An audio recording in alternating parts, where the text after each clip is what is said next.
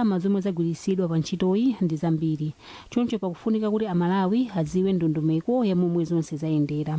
Akaiyasa apemphanso boma kuti lionetsetse kuti amalawi onse omwe akufunika thandizo mdziko la South Africa athandizidwa moyenera akamasika ntchitoyi. Zikatokhala zodandaulitsa kuti paradisi pathu kumakamva kuti pa amalawi enanso amene ali kuchiopsezo kapena akumana ndi nkhanza, pakufunika ndithu boma lionetsetse kuti uthenga wafika wapita kwa amalawi onse amene ali kumeneko, komanso pakufunika kuti pakhale kuchita zinthu poyera makamaka pa nkhani za ndalama. Tikumvetsedwa kuti ndalama za nkhaninkhani mabiliyoni namalagwiritsidwa ntchito, komano chimene sichikuwuzidwa nchonena kuti kodi ndalama zimenezo 12.5 biliyoni kodi agwira ntchito yotani. Atafunsidwa kuti ayankhulepo pa nkhaniyi, wofalitsa nkhani ku bungwe la Dodma Aluse Bandazi anapempha kuti tiwapatse nthawi. Pakadali pano amalawi okwana 56,723 ndiwo afika mdziko muno kuchokera mdziko la South Africa. Alimi afodya akuyembekezeka kupeza ndalama zochepa chaka chino poyerekeza ndi chaka chatha. Pakadali pano ndalama yomwe yapezeka chambireni malondawa ikuchepa ndi 320 billion kwacha poyerekeza ndi nthawi ngati yomweyi chaka chatha. Justin Nkwewo ali ndi zambiri. Malinga ndi HL Tobacco Sales mu sabata 11 chaka chino, fodya wapeza ndalama zokwana $258.4 million, pamene mu nthawi ngati yomweyi chaka chatha anali atapeza ndalama zokwana $441.1 million, zomwe zikutanthauza kuti ndalamayi yatsika ndi $182.7 million. Malawi kwacha izi zikutanthauza kuti mu sabata 11 chaka chatha alimi anali atapeza 772.4 billion kwacha, pamene mu nthawi ngati yomweyi chaka chino apeza ndalama yokwana 457.4 billion kwacha yokha. Ndalamazi malingana ndi AHL Tobacco Sales chaka chatha zinapezeka alimi atagulitsa fodya olemera 173 million kilograms, pamene chaka chino agulitsa fodya olemera 129 million kilograms yokha, zomwe zikutanthauza kuti kagulitsidwe ka fodyayo katsika ndi 44 million kilograms. Mtengo wapakatikati nawonso watsika, pamene mu sabata 11 chaka chatha mtengo wapakatikati unali $2.55, pamene chaka chino ndi $2 yokha. Poyankhulapo pa nkhaniyi, mtsogoleri wa Tobacco Association of Malawi Tama Trust Abiel Kalimabanda anati izi ndi zokhumudwitsa kwa alimi. Iwo anati chifukwa chachikulu chomwe izi zikuchitikira ndichoti fodya pa msika akukanidwa kwambiri, kotero nthawi yomwe akumakhala pa msikawu ndi yayitali poyerekeza ndi nthawi yomwe amakhala chaka chatha. Ulimi wa fodya wokha umene umabweretsa ndalama yakunja mdziko muno. Tikachita ulesi ife alimi ungapesa kudziwa kuti mlimi ndiye manufacturer ya Malawi economy. Forex ya ku Malawi ndiye kuti ndi mwini wake ndi ulimi wa fodya. So ifeyo tikafoka tikuti boma situkulithandiza. Chifukwa alimi a fodya ndi ali nambala 1 kuthandiza boma kuti tipeze ndalama yakunja ndi alimi a fodya.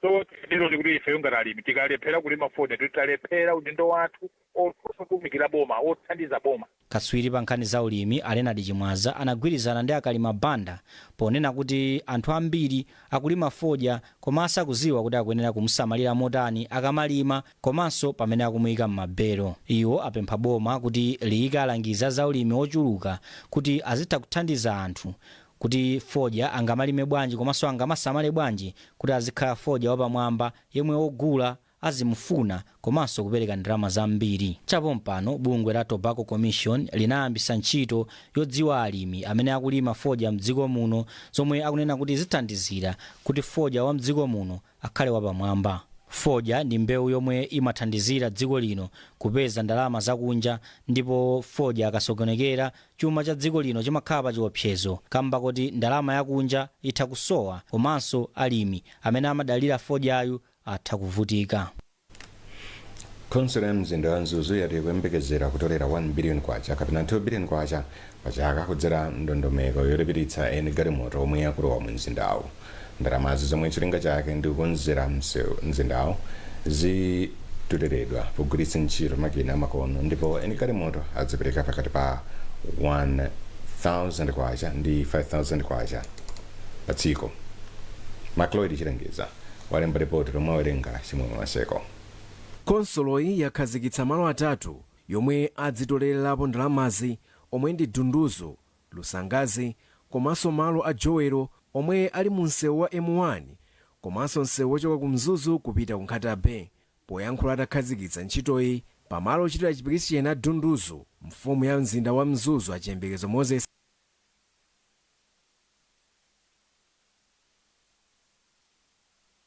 zomwe zizikhala kuti azitolera kuchokera ku ntchitoyi. A Moses anati khonsolo inasankha njira yogwiritsa ntchito mashini potolera ndalamazi pofuna kuti azitha kudziwa bwino ndalama zomwe akuzitolera kuchokera m'malo ochitira chipikisheniwa. Ndikupira kuti mmene timapanga lonchi kunali pompo maona kuti anyamata agwiritsa ntchito mashini so ndi mashini amene ajawo tikupira kuti pakhala chitetezo cha ndalama zimene kuti zikhala zotetezedwa sipangakhale kuseweretsa kwina kulikonse. Wapampando wa mabungwe omwe si aboma mu mzinda wa Mzuzu a Edward Kantuseya analangiza khonsolo ya Mzuzu kuti ionetsetse kuti ndalama zonse zomwe akutolera zikugwira ntchito yake moyenera. Akantuseya anati ngati mabungwe omwe si aboma atenga gawo lolondoloza ndalama zonse zomwe zizikhala kuti azitolera kuchokera ku ntchitoyi. Akantuseya analangizanso khonsolo ya Mzuzu kuti ikambirane ndi a Roads Authority komanso akulikulu la polisi mchigawo chakumpoto kuti aone momwe angagwire ntchito limodzi m'malo ochitira chipikisheniwa. Atiunikira CEO Chief Executive kapena bwana mkubwa wa Mzuzu City Council kunena kuti atsegula bank account yapaderadera imene idzigwiritsidwa ntchito pa ndalama zonse zimene zizitoleredwa kudzera ku ndondomeko ya pansewi, komanso akhazikitsa komiti yapaderadera imene tikulingalira kuti sefeso amabungwe tikhaleko ndi gawo mubungwe limenelo cholinga tizitha kuona kuti kodino ndalama zatolerazo zikuyenda bwanji. Ntchito yotolera ndalama kuchokera ku galimoto zosiyanasiyana zomwe zikulowa komanso kutuluka mu mzinda wa Mzuzu ayikhazikitsa pofuna kupeza ndalama zomwe zingathandizire kukonza misewu yosiyanasiyana yomwe inayima mu mzindawu, omwe ndikuphatikizapo msewu wochoka ku area 1B kupita ku Dunduzo komanso msewu wopita ku bwalo la ndege la mu mzindawu. Tipitiriza kupasirani nkhanizi mungathaonera izi. Makolo ndiwo nsanamira za nzeru, ndipo makolo amafunikira chisamaliro choyenera. Ku Mazim timayamikira thanzi labwino. Ndondomeko ya Senior Citizen Scheme inapangidwira mamembala opitirira zaka 55. Ndi ndondomeko imeneyi simayenera kudikirira chithandizo cha mankhwala olandira pafupi kapena kuthandizidwa ku chipatala komanso kuthandizidwa mukagwiridwa zovuta ndi zina zambiri. Kuti mudziwe zambiri ndi kulembetsa, imbani 4277 kapena tumizani email ku info-desk@mazim.mw. komanso website yathu ndi www.mazim.mw. ndondomeko zonse zidzatsatidwa. Mazim kukubweretserani mtendere wa mumtima. Popitiriza nkhanizi, nthumwi zochokera m'mayiko a Africa zikupitirira kufika mdziko muno kudzatenga nawo mbali pa msonkhano wapachaka wa nyumba za malamulo za m'mayiko omwe anali pansi pa ulamuliro wa dziko la Britain. Msonkhano uyamba lachitatu sabata ino mu mzinda wa Lilongwe. Pempero Malimba ali ndi ripoti. Nthumwizi zimene zikuphatikizapo aphungu a nyumba ya malamulo komanso asipika a nyumba ya malamulo a m'mayiko osiyanasiyana adayamba kufika mdziko muno loweruka. Nthumwi zomwe zafika kale mdziko muno ndi monga zochokera mdziko la South Africa, Namibia, Uganda, Botswana ndi the Gambia. Kudzera mukalata, sipikala wa nyumba ya malamulo ya dziko lino Asamiyo Suleiman anati zokambira nazi zibala mfundo zimene cholinga chake ndi kupititsa patsogolo ntchito za nyumba ya malamulo komanso kulimbikitsa ulamuliro wabwino kuno kwa Africa. A Suleiman anati kuchititsa msonkhano mdziko muno ndi chisonyezo kuti dziko lino lili ndi chidwi chachikulu chopititsa patsogolo ulamuliro wa demokrasi komanso kugwirizana kwa mayiko mu Africa. Pakadali pano mkulu wa bungwe la Center for Human Rights and Rehabilitation amayiko kayatsa ali mkumanowu ndi mwayi waukulu wa dziko lino kuna nyumba ya malamulo isinthe momwe imagwirira ntchito powunikira momwe mayiko ena amachitira. Nzofunikira kwambiri mukamuyang'ana nkhani yoyimirira anthu. Palamenti yathu nthawi zambiri imanena kuti imayimirira anthu, komano muzaona kuti aphungu sikawirikawiri pamene amapita pamudzi kukafunsa anthu maganizo awo pa za malamulo mwachitsanzo amene akukonzedwa ku palamenti. Zino zidandutsa kwambiri. Mkumanowu ukuyembekezeka kuchitika mpaka pa 16 August 2026. Wachiwiri kwa komishona wa polisi a Joseph Mutumba wati maphunziro ogwiritsa ntchito luso la makono akuthandizira kuchepetsa milandu yomwe anthu amapalamula pa intaneti. Iwo anena izi kukanjeza mu mzinda wa Blantyre pamene amakhazikitsa maphunzirowa. Mwaigowero ali ndi ripoti. Maphunzirowa anakonzedwa ndi Malawi University of Science and Technology MUST mogwirizana ndi bungwe la United Nations Development Program UNDP. Mawu awo wachiwiri kwa mkulu wa polisi a Joseph Mutupa anafotokoza kufunikira kwa maphunzirowa. Maphunziro amenewa ndofunikira kwambiri. Inu mukudziwa kuti lero nkhani zogwiritsa ntchito makompyuta, zogwiritsa ntchito mafoni, kaya kupanga business, kuchita transfer ndalama, kaya kutenga ndalama, zinthu zambiri panopa zikugwiritsa ntchito makina amakono. Ndiye chifukwa cha zimenezi zikubweretsa ubwino wambiri komanso zikubweretsa chiopsezo chambiri. Tikuona kuti anthu ambiri akuberedwa ndalama zawo mafoni, ena akunyozedwa, kunyazisidwa, kuipisidwa mbiri kupyolera mu zipangizo zomwezi. Ndiye ndi milandu ndithu, ndipo malamulo akhazikitsidwa kale. Koma sopano ukadaulo oti tifufuze nkhani zimenezi ndipo tipeza amene akupanga zimenezi. Ukadaulo umenewo tili nawo koma ochepa kwambiri. N'chifukwa chake kosi imeneyi kapena maphunziro amenewa ndofunikira kwambiri amene akonzedwa ndi anzathu aku Malawi University of Science and Technology kuchokera ku chithandizonso chija cha UNDP. So maphunziro amenewa ndofunikira kwambiri. Ndipo oyimirira sukulu ya MUST a Michael Zimba ati maphunzirowa akhudza mbali zosiyanasiyana za kafukufuku wa umboni. So training imeneyi ndi ya 1 week and yasonkhaniza ma-officers pafupifupi 30.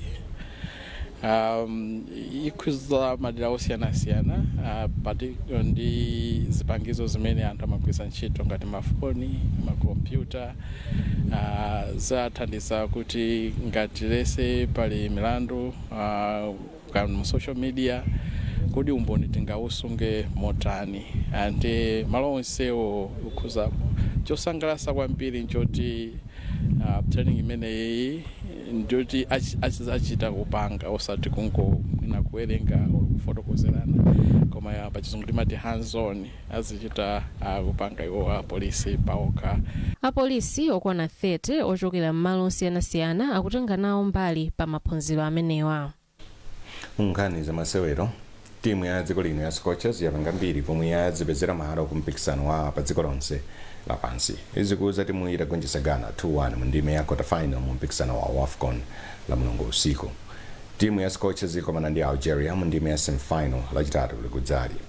Zambiri mu ripoti la Praise Majawa.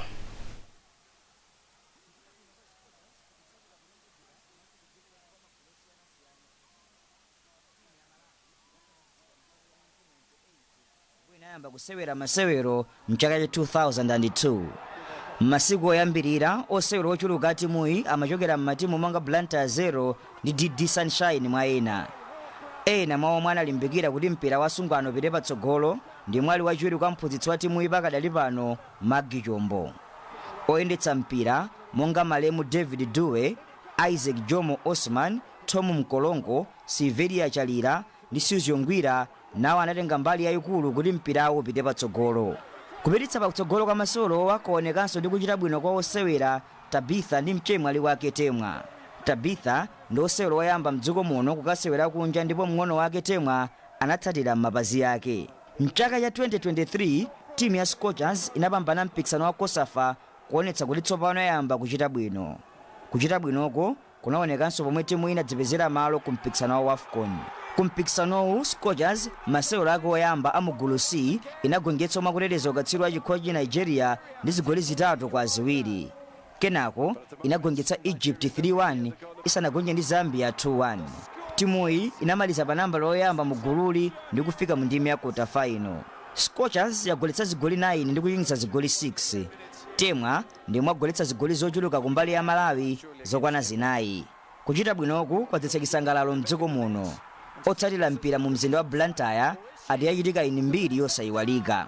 Dzina ndi Andrew Muhango ndimazichemelera kuti living legend. Performance ya Sika nathu ndi yabwino kwambiri. Chinthu chimodzi chimene chandisangalatsa ndicho kuti pokhala ife ma surprise packages tili ndi mapuleya ochepa chabe amene aloziwika ku dziko kuti mwina maiko mwina amwe amadziwa koma ambiri aja ngosadziwika nawo akupanga mayina akuzigulitsa paokha. Taonako mapuleya ngati mmene akuchitira usikana yakuti Chinzimu amamenye mpira ku Sweden. She is very young, 19 years, koma kusewera mpira ndithu mwanzeru maonesa kuti ndi experience ndithu nkhala lwang'ono zomwe zipangisa kumachitanso motivate ena malingana ndi mmene frontline yathu ilili speed physicality zomwe zikuthandiza kwambiri.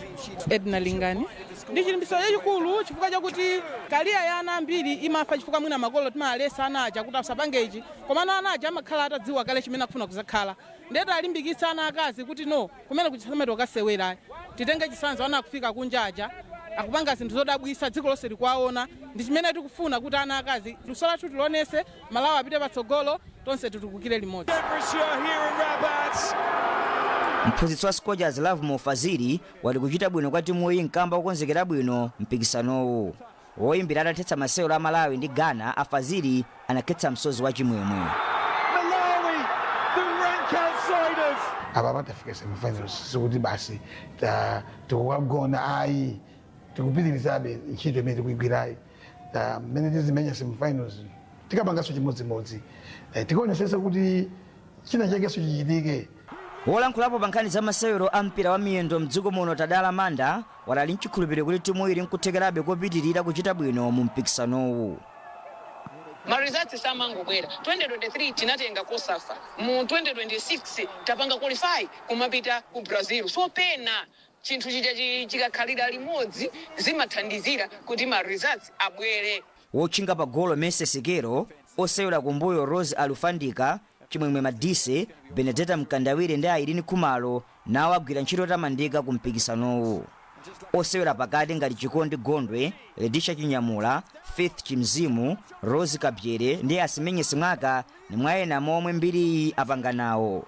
Timu ya Scorchers yangotsala ndi masewero awiri kuti igire mbiri yotitha kugwedeza dziko lonse lapansi. The rank outsiders, tournament debutants, 32nd best team theoretically in Africa are through to the Women's World Cup. Nkhani zathu ndi zomwezi koma tisanasiyane na insomito yake tupita mkulu wa MBC ya Brian Banda lalowa m'manda. Boma lifunsa fotokoza za ndalama zomwe lagwiritsa ntchito kusamutsa Malawi ena ku South Africa. Nkhani za masewero Scorchers zikupitiriza kupanga mbiri. Munali ndine ya Khoseunda.